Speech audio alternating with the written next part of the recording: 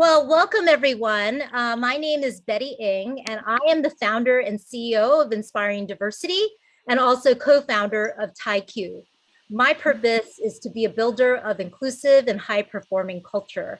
I am so excited to be here today with Elizabeth Ralston. Hi, Jim. You said hi in the chat.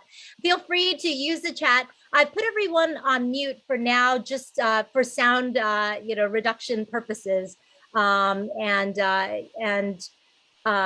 I'm excited to be here today to talk about accessibility and its barriers. And I'm joined today by Elizabeth Ralston, who will be introducing herself. So I'm going to pass it over to you, Elizabeth. Hello, everybody. Thank you so much, Betty, for inviting me to this meaningful discussion. My name is Elizabeth Ralston, and I use she, her pronouns, and I'm a white woman with short, wavy silver hair. I'm wearing a blue light glasses and a red scarf over a white blouse with tiny blue polka dots. And I'm in a blurred background because I'm in my daughter's room, and I don't want you to see how messy it is. But this is the closest I can get to an Ethernet connection. So here I am today, and I think we are going to have a great discussion. Great, great. So Elizabeth, I noticed that you described yourself physically. Can you talk a little bit about why you did that? So a visual description is just a way of helping people who are blind or low vision have a sense of who is speaking, and other people who are calling in by phone, they also have a sense of place and space. And it's really important to assume, not to assume that everybody can see you. And we'll talk a little bit more about ableism and how that influences that. But also, it really gives a little bit more information about yourself so that people who are conversing with you and building relationships with you can really understand you better as a person. And we can do away with a lot of stereotypes and assumptions that we make about people. So, why don't you give it a try, Betty? Okay. So I am Chinese American. I have dark brown hair with like a little bit of gray. I'm wearing glasses, sporty sweatshirt. I would say an athletic build because of all the pickleball that I play. Is that a good visual description, Elizabeth? That is wonderful. And you know, it can be as long. I mean, I really don't recommend that you go on and on about it because it kind of takes away from the rest of the presentation. Just a short, simple description is fine. And you can say as much or as little as you want about yourself. If you want to keep it really simple, that's totally fine too. Great, great, great. And so, yeah, really excited to be here with you, Elizabeth, today and all the participants. Elizabeth is amazing. She is an amazing accessibility consultant. Well, why don't we go ahead and get started? A number of people have actually entered the room and since we started. And what I'm going to do is actually share screen again. Actually, another person has entered. I'm going to share screen again. So for those who actually were not able to log in, hopefully everybody does everybody see my screen right now in terms of the Kahoot instructions again? If you have recently logged in, please do. And Elizabeth, if you could post the instructions back in the chat again. But here in the instructions, make sure you log into kahoot.it or use the Kahoot app. You can use the QR code by pointing your phone at the QR code and then enter the game pin 4748664.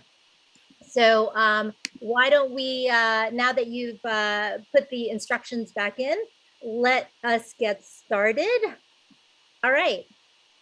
I'm going to press the start button.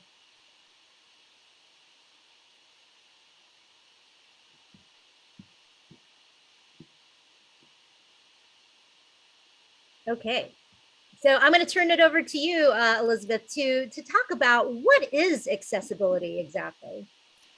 So accessibility, as you can see, is the quality of being able to be reached or entered, easy to obtain or use, and easily understood and appreciated. So when we talk about accessibility, we're really talking about what are the things that all people, can easily access. So for example, a ramp going into a building that makes things accessible for people in wheelchairs, or people using strollers even, or people using canes, or people who have any kind of mobility issue. Accessibility also means when you go, but I've been working a lot in the arts, right? And so I think a lot about going to the theater, for example. And as a person who's profoundly deaf and uses cochlear implants, I need captions to be able to understand what's going on the stage. I don't sign, so it's really important to mention that because there's a lot of diversity within disability. And so captions are a great way for making the theater, for example, accessible to people with hearing loss. Even people with cognitive issues, they really appreciate captions as well. And so accessibility is also really about equitable giving, equitable access to everyone along the continuum of human ability and experience. I just found that definition and I really like that. So that's what it is. Great, great. I think it's really important for us to understand that definition because that actually really relates also because by understanding the definition, we can talk about this next piece. What are some barriers actually to accessibility? And so please type your ideas in the chat. You've got another 50 seconds or so. Really would love to hear from the group in terms of their ideas, in terms of what are some barriers to accessibility? And lower the volume.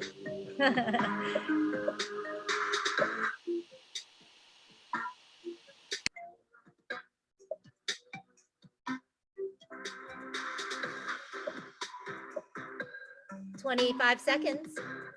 What are some barriers to accessibility?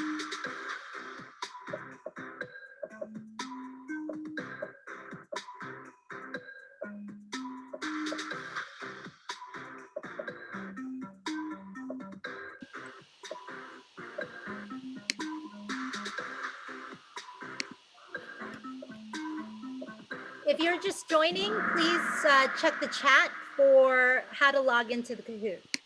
So now the Kahoot is sorting through the ideas in terms of what are the barriers. And we have gone quite a number of different barriers that people have mentioned.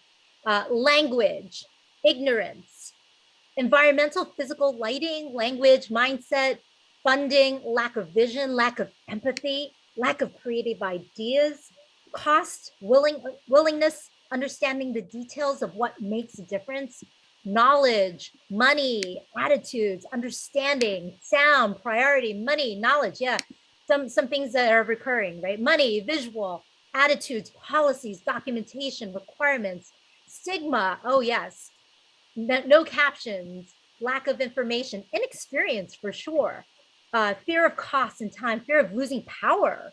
Wow, anxiety, technology assuming life, physical restrictions of our environment, physical space, especially older construction. That's true, right? Stairs, feeling like you're asking a group you don't know well to change everything. Yes, again, cost, knowledge, ignorance, lack of quality interpreters. Homes, community spaces are not built to be accessible. Lack of willingness to implement and access change. Absolutely, awareness, and no one who does ALS, and the type of housing, age of house, income. So, Elizabeth, I'm really curious, just based on what you have seen in terms of what everyone has mentioned, any reflections, things that really stand out for you, and also things that might be missing in terms of barriers to accessibility. These are great answers, and I want to read something that was put in the chat. Someone put lack of awareness and education about how to make content accessible. These are really awesome ideas. One of the things I'm thinking about is ableism. And ableism is one of the biggest barriers, actually, to accessibility. So our society was built for able-bodied people. If you look at buildings, if you look at the way things are designed, they are designed for an able-bodied person to use and access. And so ableism contributes to um, the underemployment of people with disabilities. Mhm. Is one of the biggest barriers to people with disabilities being underemployed. And when you think about people with disabilities being a $60 billion industry, that is a really important point. So ableism is discrimination of and prejudice against people with disabilities based on the belief that typical abilities are superior. It has its roots in the assumption that disabled people are to be feared, require fixing, and are too expensive to accommodate. So, and also another big barrier is intersectionality. So when you heap layers upon layers of different characteristics, you're going to have a harder time accessing anything when it comes to health, education, the arts. So for example, as a white woman with a disability, my access perhaps may be easier than a person of color with a disability for a lot of different reasons. Ableism, discrimination, racism, all that stuff. So when you pile those characteristics, socioeconomic status, sexual orientation, gender, on top of all of this, it's going to make that much harder to access. Yeah. And actually, I was really thinking about this from a very personal standpoint in terms of my own family and, family background. I remember, years ago, one of my cousins actually had, actually still has a learning disability. But because in our family, and this may be a cultural thing as well, it was looked down upon to hold anybody back a grade because that would be a stigma on our family reputation and so forth. And I think that was very much, I didn't recognize it at the time, but that was a very ableist type of attitude. And unfortunately, that family member never got the help that he needed. And unfortunately, now as an adult, he struggles. And I think that this, what you were saying in terms of intersectionality, we need to really keep in mind all of these different layers that actually impact a person. Um, so I just wanted to add that. That's a brilliant example, Betty. And I wanted to give an example of ableism that I've experienced, and that is going to the arts. Before captioning was even available, I would use scripts to follow along with the dialogue on the stage. And I would bring a tiny, tiny pen light because if the theater is dark, I'm not going to be able to read. So I would bring this tiny pen light so that I could follow along. And a lot of times I would get an usher who will come and say, "Hey, you need to turn that off because you're bothering people."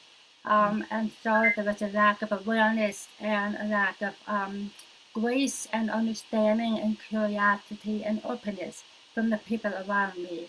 But I really feel optimistic that the tide is changing more and more. I think people are talking about it more and trying to learn more. And so I would encourage everyone on this call to really lean into the discomfort about what you don't know and be curious and courageous to find out more.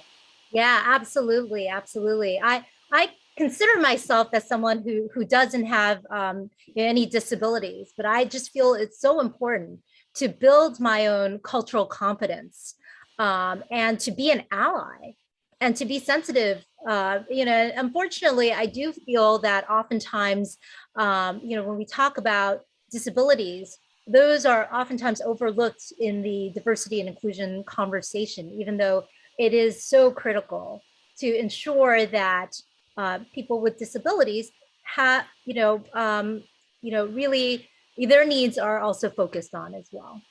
Yes, and I think it's really important to think about how you treat people with disabilities, because Absolutely. ableism comes across that way. For example, for me, people would say to me, wow, I can't believe you're really deaf. You speak so well. And so immediately that sets me apart from them and makes me other. So I know people's intentions are really well meant.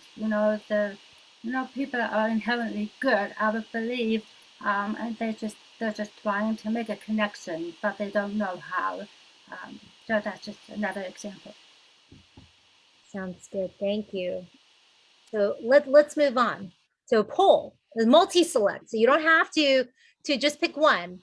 I have witnessed ableism in the following ways: lack of compliance with disability rights laws like the ADA, inaccessible websites, separating persons with disabilities into different facilities, ableist microaggressions. You are so retarded. That guy is crazy. Things like that.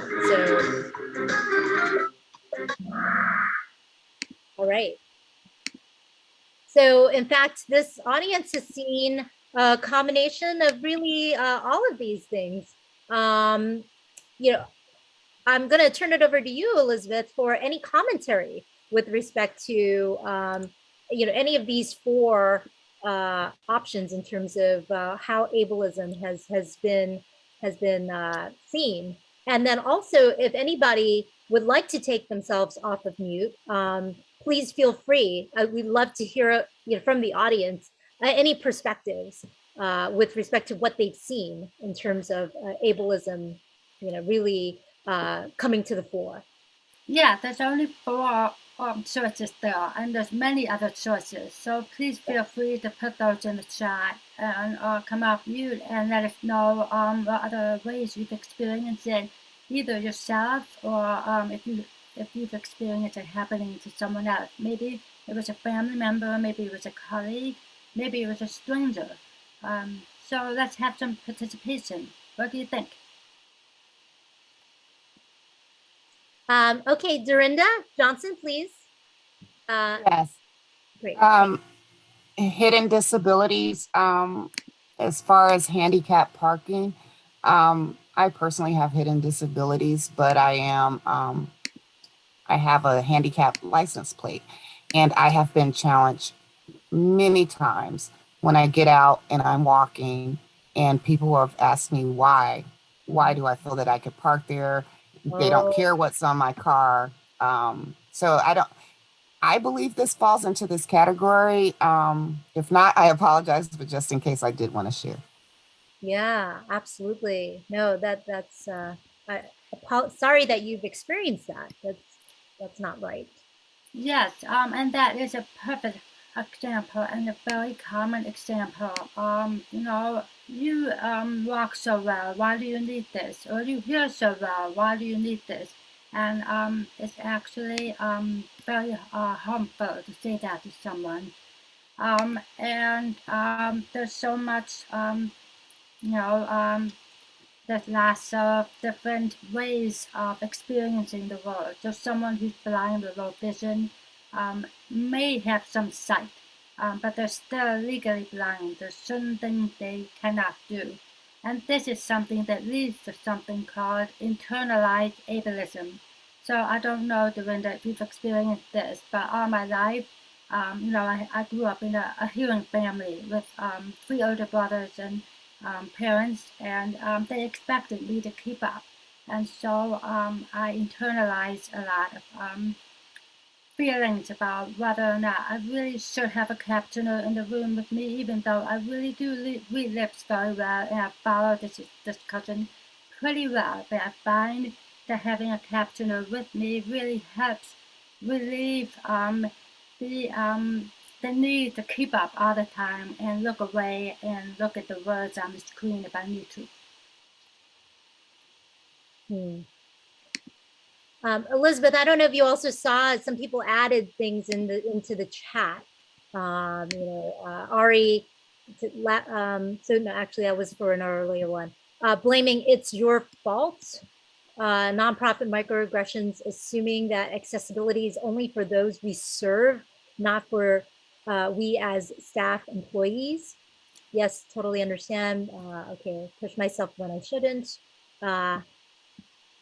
And also, just as Dorinda did, people should feel free to put themselves off of mute. Kay Keller also said, I grew up with a developmentally disabled brother, and people were so afraid. My brother spent most of his social life working just to put other people at ease. I'm so moved that he was able and willing to tend to others' feelings. But dang, what about his feelings? To have people fear you for your unique self, heartbreaking and infuriating. Absolutely. Bernadette said, I am speaking impaired. Even when being told this before a phone call, when I type to speak, people get impatient. No matter how many answers I prepare to copy paste. Yes, this is a really important point because a lot of times when we have meetings, virtual meetings, we need to be sure that everybody's access needs are met. And I heard a really great term recently called do an access check-in.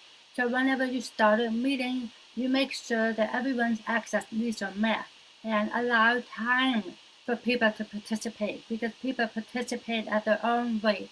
So, for example, if I just have a glass of water, my access needs are met. That's totally fine. If you need to turn off your video, that's totally fine.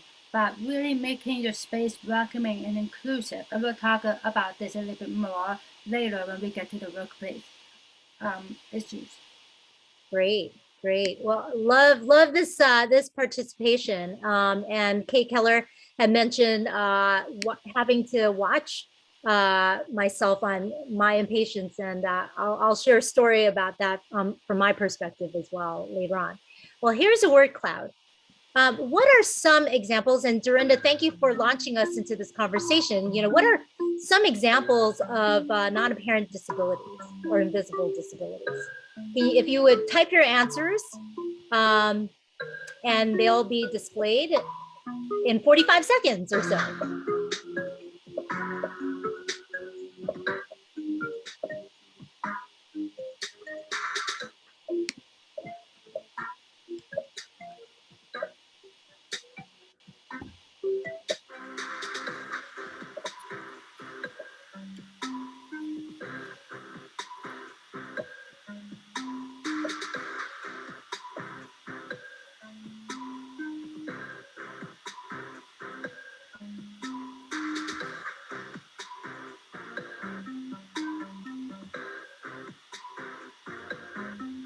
5 seconds.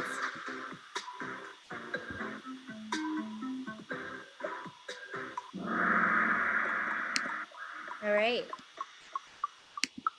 So just while I'm in the chat and I see a number of people put some things in the chat as well. So I'll read those off first. So here we have anxiety, cognitive learning differences, ADD, PTSD, depression, anxiety again. Okay, so great. Elizabeth, you reposted the instructions. Having had brain surgery, yes. So in terms of neuroatypical, chronic fatigue, yeah, chronic migraines, hard of hearing, chronic pain, cognitive, mental health, hearing loss, ADHD, autism, anxiety, restroom urgency, what's invisible, sensory disorder, low vision. These are all great examples.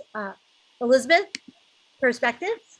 Yes, so as a person with hearing loss, I do have an invisible disability. I can go into a supermarket, I can go to a meeting, I can do whatever until I open my mouth. Then it's not invisible anymore because I do speak differently.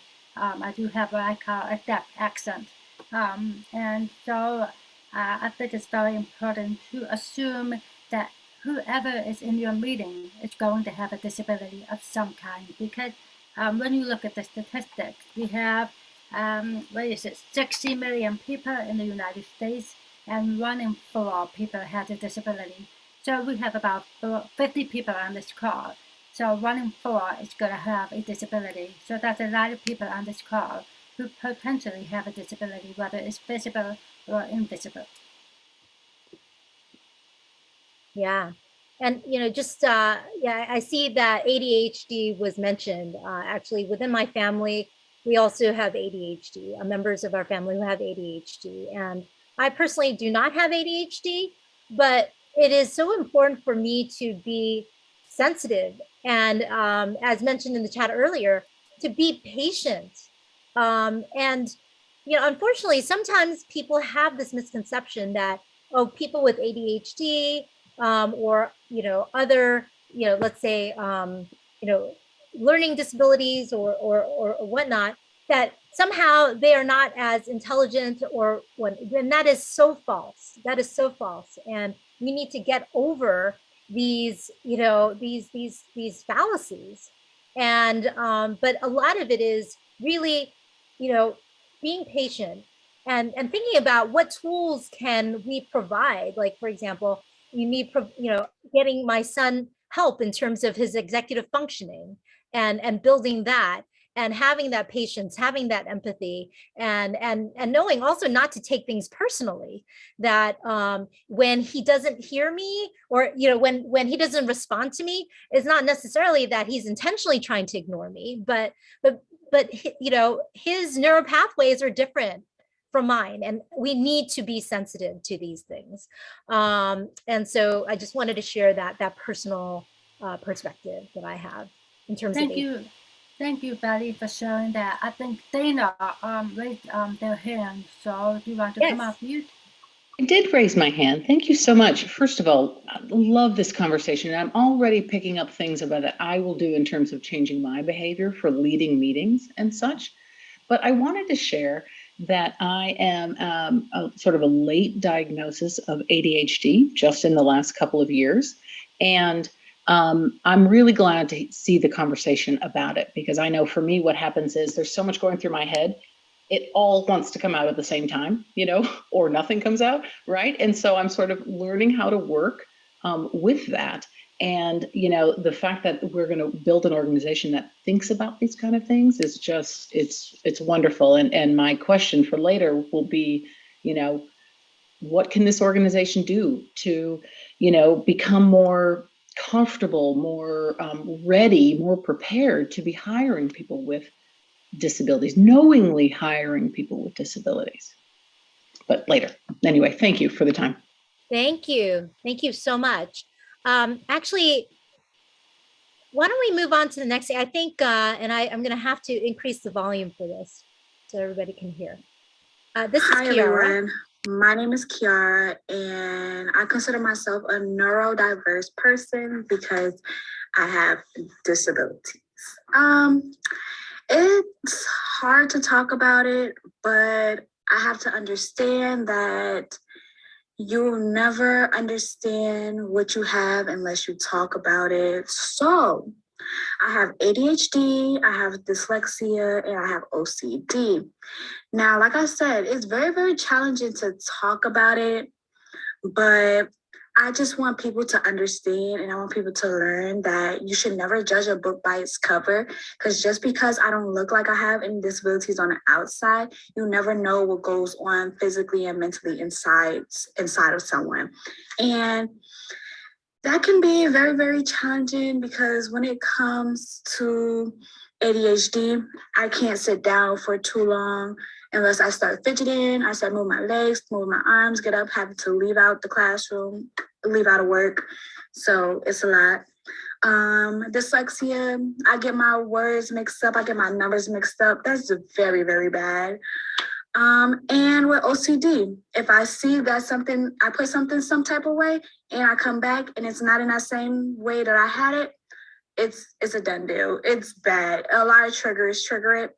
But at the end of the day, I feel like people should be very, very aware of that. So, so Kiara, yeah, Kiara has worked with me before with Inspiring Diversity, and you know, I have to say that it was an incredible experience for me, you know, as her supervisor, you know, to really work with her, because you know, that was really, you know, such a growth opportunity for me to really, you know, learn about, you know, how to work with people who are very different from me, you know, from a neurodiverse standpoint. And I think that it's so important for all of us to have these opportunities where and really be open-minded and willing to also adapt our own behavior. and not set these expectations on others. Like sometimes she wouldn't have, often, actually, most of the time, she would not have her video on. I'm a very visual person. I like having, seeing people, but then, I was like, well, I have to think about what she's comfortable with, right? And what is going to help us together work most productively. So Betty, that's a great story, Betty. And I think you mentioned to me in one of our earlier conversations about how we are not one-dimensional. And I think that's a really important point because all of us have something that we're struggling with, maybe, whether it's anxiety or whether it's a deadline that's coming up and we are putting a lot of stress on ourselves. It's really important to think about what the other person's story might be. exactly, exactly, exactly. We need to put ourselves in, another person's shoes, right? All right, so let's move on. Let's, Elizabeth, can you talk a bit about universal design? So all of this is leading up to the fact that how can we make a change? Well, one of the best things you can do is to incorporate universal design or inclusive design in all of your planning processes. So universal design is really refers to broad spectrum ideas that are meant to produce buildings, products, and environments that are inherently accessible to older people, people without disabilities, and people with disabilities. And it utilizes the principles of design thinking to create accessible solutions. It creates a product so that the greatest number of people can use it. And the best example I can think of is the curb cut phenomenon. So when what the curb cut is those ramp-like structures that go down into the street from a sidewalk to allow people with wheelchairs to cross the street easily. But what they found was, indeed, it benefited everyone. It benefited people pushing strollers. It benefited skateboarders. It benefited people using canes. It benefited a lot more people that they realized. And there's other examples. There was a man who was a designer, and his wife had really bad arthritis in her fingers. So he designed a peeler called Good Grips. And many of you may be familiar with that brand. Those big, thick carrot peelers or potato peelers so that she could grip it better. And guess what? It turned out to be better for everybody. Lots of people started buying Good Grips because it was better for them, even if they didn't have arthritis. So those are a couple of examples of universal design principles at work. Great, very helpful, very helpful. Okay, let's move on. We want to do a poll. To what extent does your workplace focus on accommodating disabilities? Not at all, somewhat, a lot, not sure. So just one answer, single select.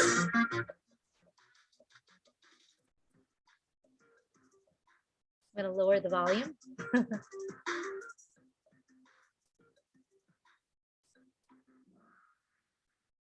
All right, so it seems as though the vast majority say that their workplaces somewhat accommodate disabilities. 29% a lot, and 6% not sure. Would anybody like to take themselves off of mute or type some things in the chat regarding their perspectives and what they've experienced in the workplace? Why are you saying, for example, somewhat? Why are you saying a lot? Like, what are the things that you're seeing?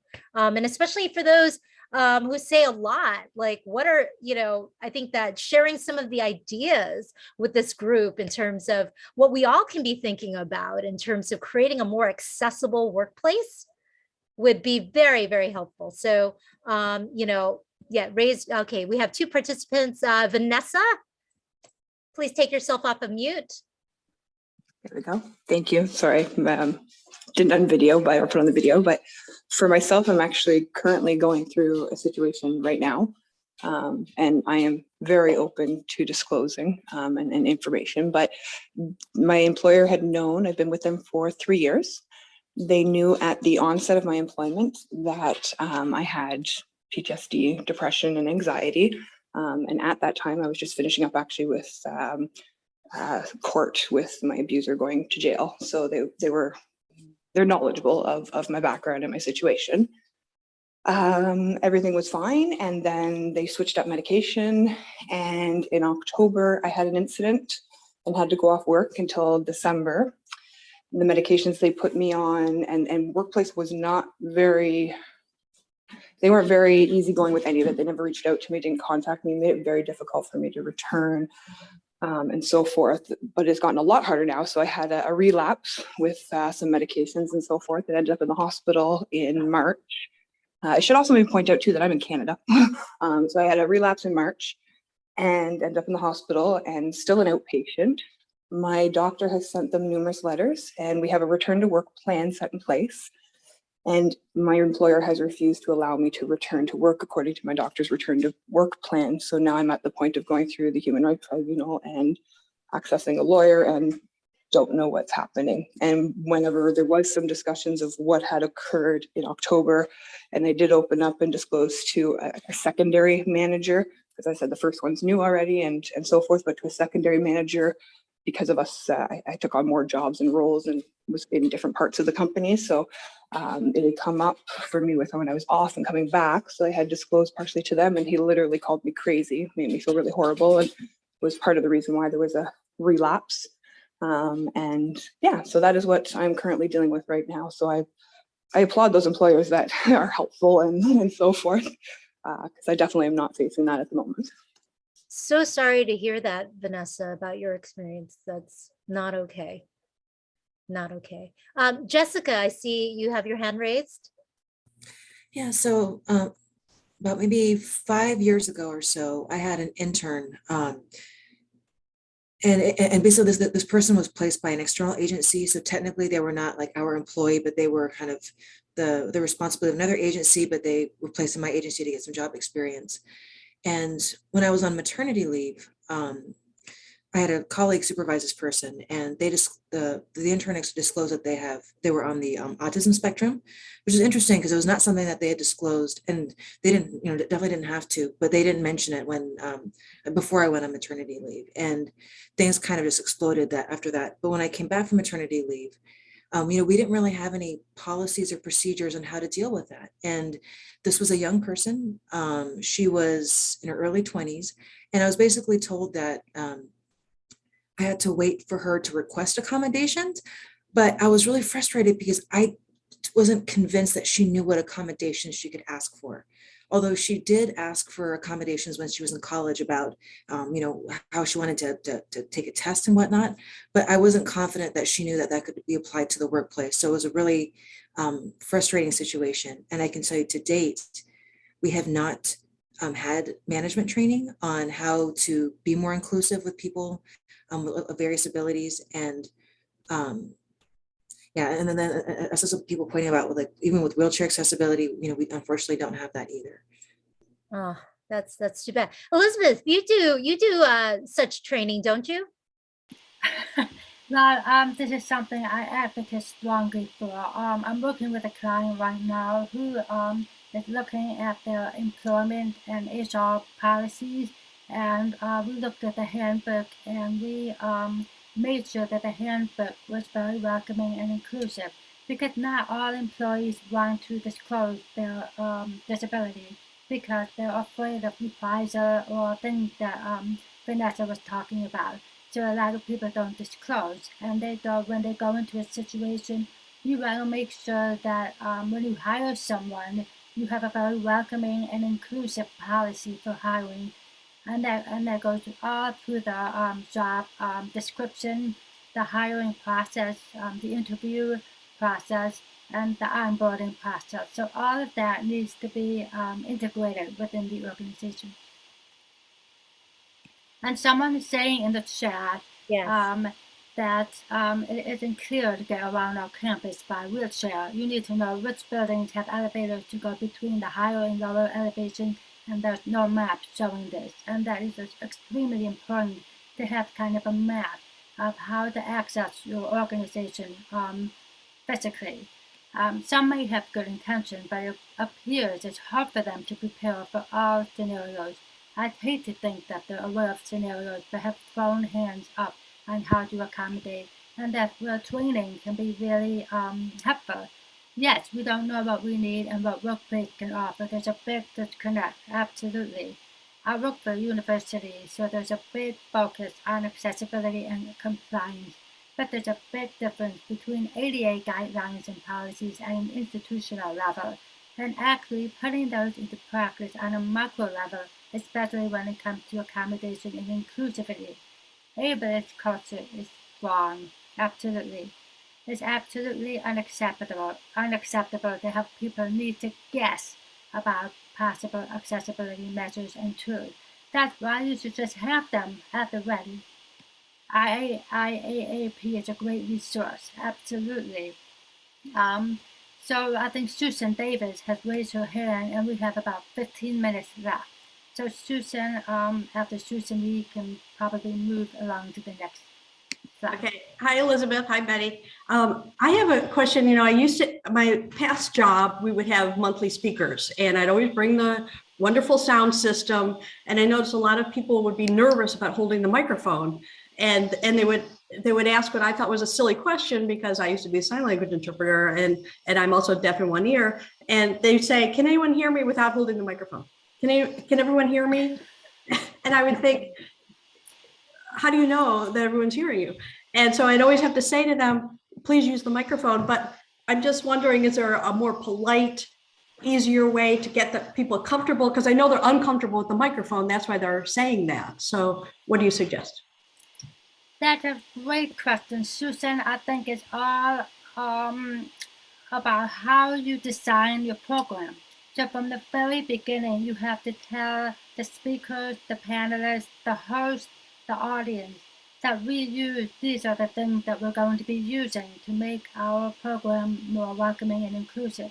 So we have microphones so that everybody is able to hear, and we have captioners so that people can understand, etc., etc. So making sure that those accessibility offerings are announced upfront. But if people still persist, and this has happened to me so many times when I'm at conferences, people think they have a loud voice and they can, shout out. The microphone is so helpful for people who are on a loop system, for example, because you can press your remote and your hearing devices or your hearing devices can connect to that system so that you can hear that person directly through the microphone. But if you're not connected to the microphone, then you can't hear as well. Yeah.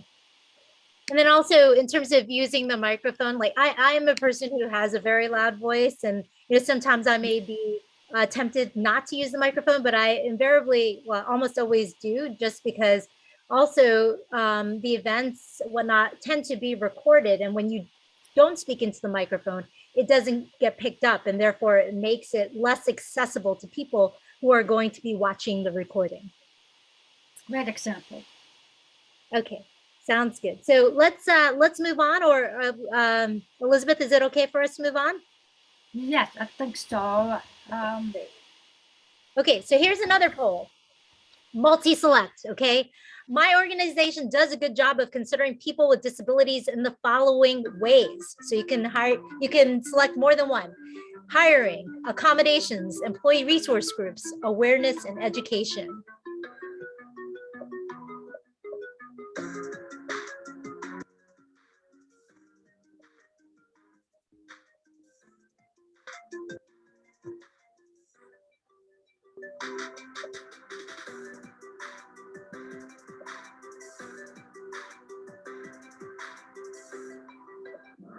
Okay, so Taman said all of the above. Kay Keller said this is barely on my employer's radar, and we are always looking for good employees, so we'd be wise to do better.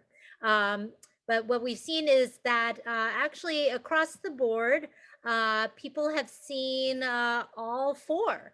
47% have seen persons with disabilities considered in terms of hiring.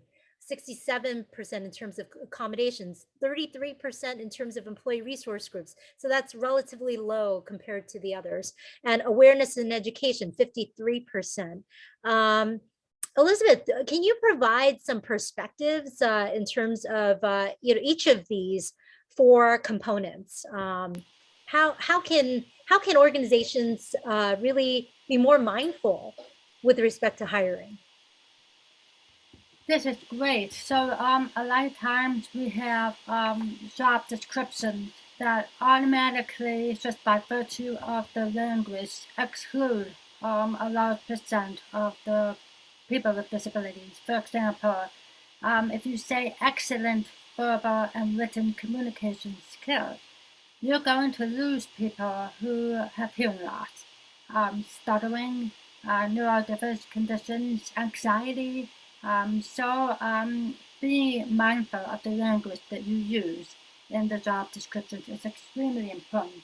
So, for example, you can say effective and flexible communication skills instead. So, communication comes in a wide variety of forms for both the person communicating and the person receiving the communication. Someone was mentioning this in a LinkedIn post about how flexible and effective communication, just think about that. It's a really more far-reaching way of getting more applicants than if you say excellent verbal and written communication skills. So it's more valuable for a business to have someone with flexible communication skills than excellent verbal or written communication skills. And also, I've seen job descriptions that say stuff like, while performing the duties of this job, the employee is occasionally required to climb ladders, stoop, kneel, squat, crouch, crawl, or lift up to 50 pounds. While performing the duties of this job, the employee is required to sit, stand, use hands on a keyboard, read, talk, and hear. So those are some examples of some language that's used that's not going to be very welcoming and inclusive for people with disabilities to even apply. Great, great examples. How about accommodations? What are some ways that organizations should be considering people with disabilities? Other Well, ways. I really think that for example, blind or low vision, having technology that the person can use to read the words, whether it's large print or whatnot. But really, the point is making it known that you welcome an employee to come to you and say, "I need these things," and feel safe in doing so, and being prepared to offer those things. So really making sure that you have it in your budget, making sure you have it integrated within your HR policies to be able to do such a thing. Mm-hmm. And I would love to hear actually from our, we have a wealth of wisdom in this room. What are some types of accommodations that you've given your employees or you have seen employees receive? So feel free to come off mute or type in the chat.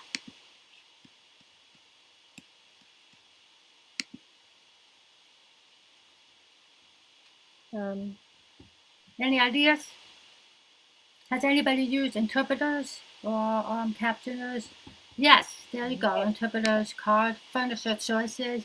When I had uncontrollable leg movement, I needed a rocking chair with no wheels. I also needed a standing desk, which was available. Absolutely. I asked for half days for 2 weeks, was told no, and to go on LTD. So that's not cool. So those are some great examples. Katie, raise your hand. Yes. Katie, come off Hi. mute. Yeah, I can come off mute. So we have, I work on an issue of stigma as well, an intersecting issue of stigma, abortion stigma.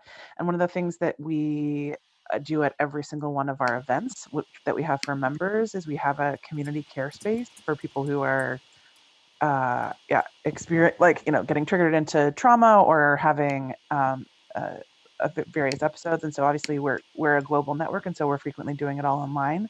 But so we have a separate care room, like in another Zoom room that has different activities and different sort of ways of inviting people to engage with either similar content or sort of a separate topic so that they can prepare and go back into the space that they had initially intended to go to. So we do that as much as possible because we know that it can be really, when we're meeting together physically, we do as much as we can to create separate spaces for people who are overstimulated and things like that.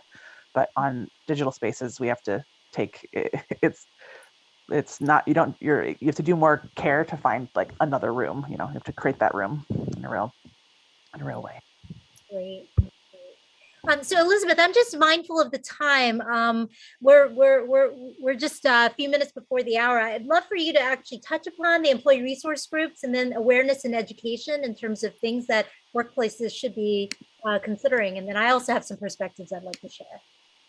Yes, employee resource groups are a fantastic way of creating allies within your workspace, and it allows them to meet together and help support each other and educate their fellow employees about what they need and what it's like working with a person with a disability. So, what's your perspective? Well, I mean, most of my perspective really relates to the awareness and education piece of it. I think that, for one thing, we all need to just be more consciously inclusive. So going beyond unconscious bias and focusing on conscious inclusion. I had mentioned that I also am the co-founder of another company called TIQ, which stands for the Think, Act, Interact Quotient for inclusive behavior. And one of the things that we've done is we've actually broken down inclusive behavior into actually 8 key behaviors of being open, aware, unbiased, performance and goal-oriented, curious, culturally competent, collaborative, and courageous. So even skills like empathy are actually a combination of a few of those behaviors. And I think we need to really move into that conscious inclusion space and mentality, not just in the way that we think, but also how we act and how we interact. And so it's really about just being very focused on that conscious inclusion piece. In terms of education as well, building cultural competence, and hopefully sessions like these are very helpful in terms of building cultural competence. But it's also, as we've seen throughout this session, it's about storytelling, right? The most impactful way to develop empathy and understanding oftentimes is through that storytelling, getting more stories out there that talk about not only the challenges, but also the successes and the opportunities, that come with a diverse workforce, including those with disabilities, right? So how can we all, really leverage our diversity and also see opportunities and not just view things as just challenges, right? But where there are challenges, how can we help each other to navigate those challenges effectively? How can we be effective allies? And I think that those are all important pieces, I feel, as part of awareness and education. Okay, so we're running low on time. Last thing, because this is very important, brainstorming. How do we drive more progress with respect to accessibility?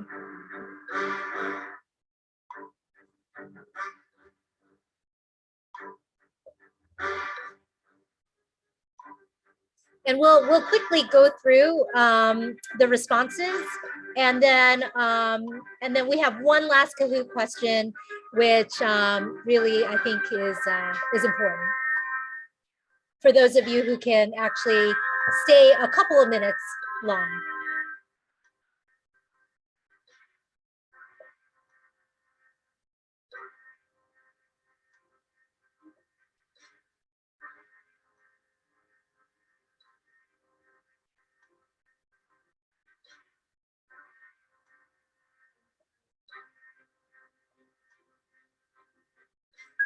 And Carl asked, will this recording be available? Yes, our plan is to make this recording available.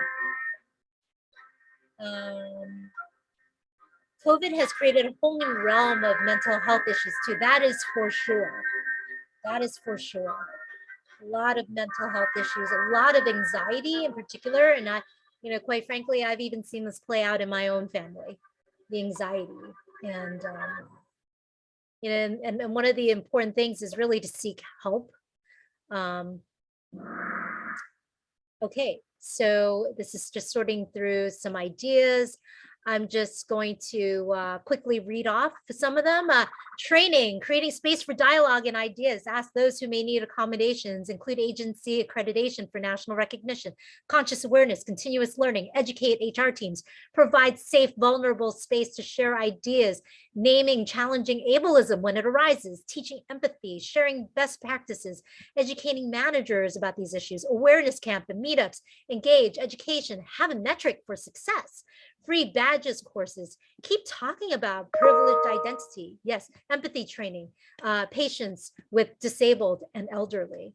I think these are all great. So we're going to skip voting. And this is the last thing that we're going to do is brainstorming in terms of what are some things you plan to do differently following today's discussion.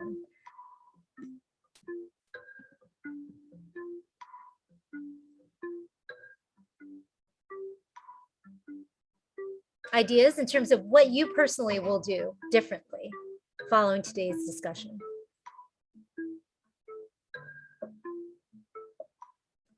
$68 seconds.